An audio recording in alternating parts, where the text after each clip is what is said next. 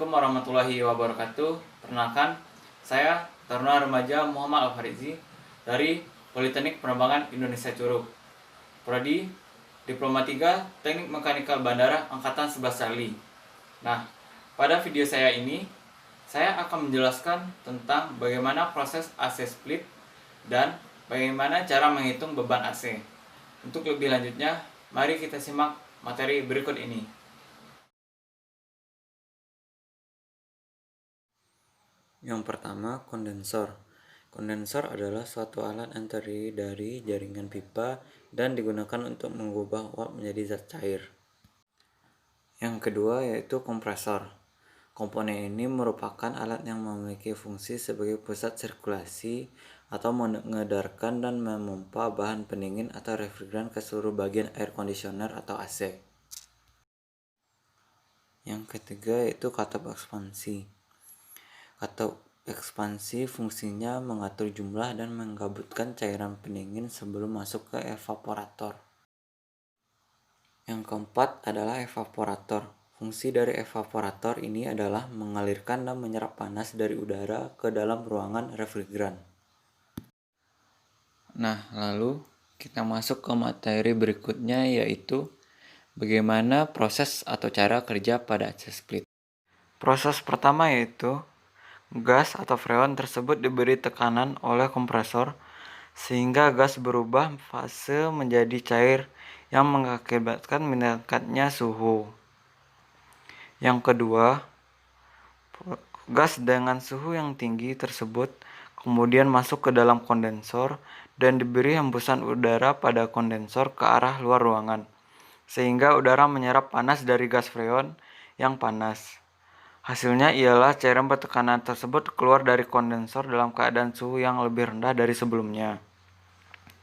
Lalu, pada proses ketiga, pada expansion valve, cairan tersebut disemprotkan ke daerah yang tidak bertekanan yang menghasilkan cairan freon berubah fase menjadi gas.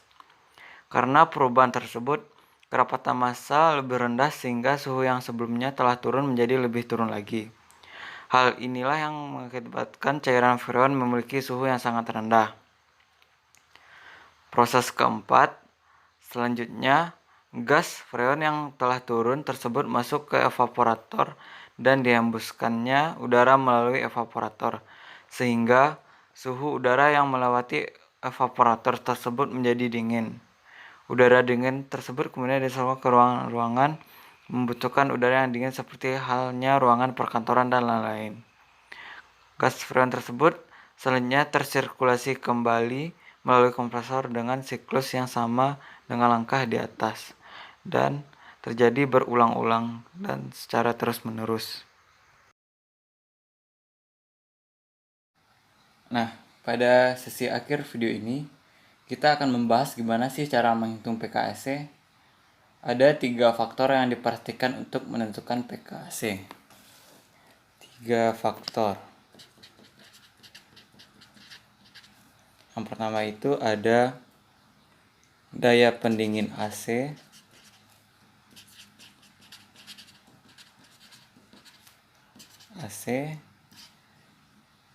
satuannya tuh BTU per hour. Kedua itu daya listrik,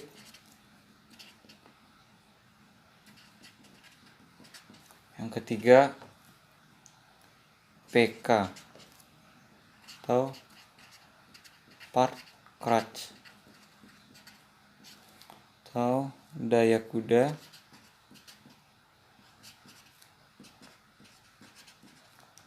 atau HP pada AC. Untuk menghitung kebutuhan BTU AC, kita gunakan rumus sebagai berikut. Nah, ini rumusnya.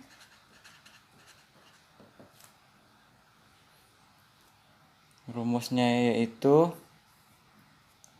W dikali H dikali I dikali L dikali E tutup kurung dibagi 60 sama dengan kebutuhan BTU. Keterangan tambahannya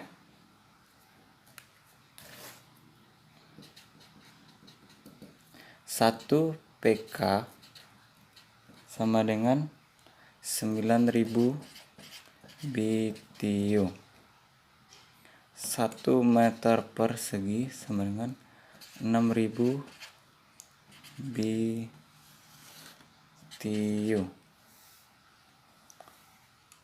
3 meter persegi sama dengan 10 kaki atau feet. 1 meter sama dengan 3,33 kaki atau feet. Nah, kita langsung saja masuk ke contoh soal.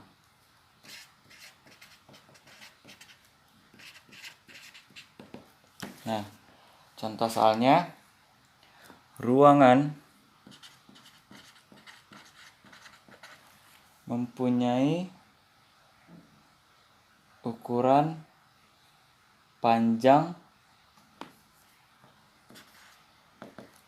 3 meter dan lebar 6 meter.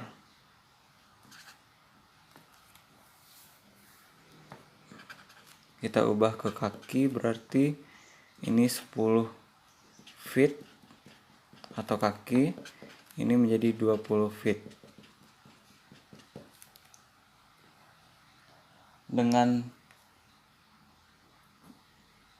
tinggi ruangan, berarti H sama dengan 3 meter. Kita ubah ke feet, berarti 10 feet.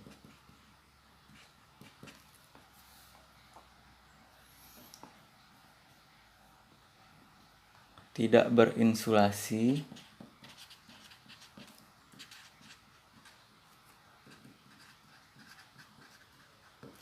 dan dinding terpanjang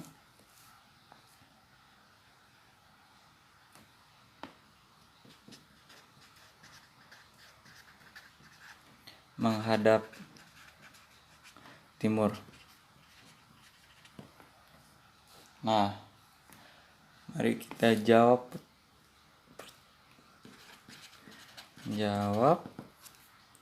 Kita pakai rumus kebutuhan BTU sama dengan W dikali H dikali I dikali L dikali E bagi 60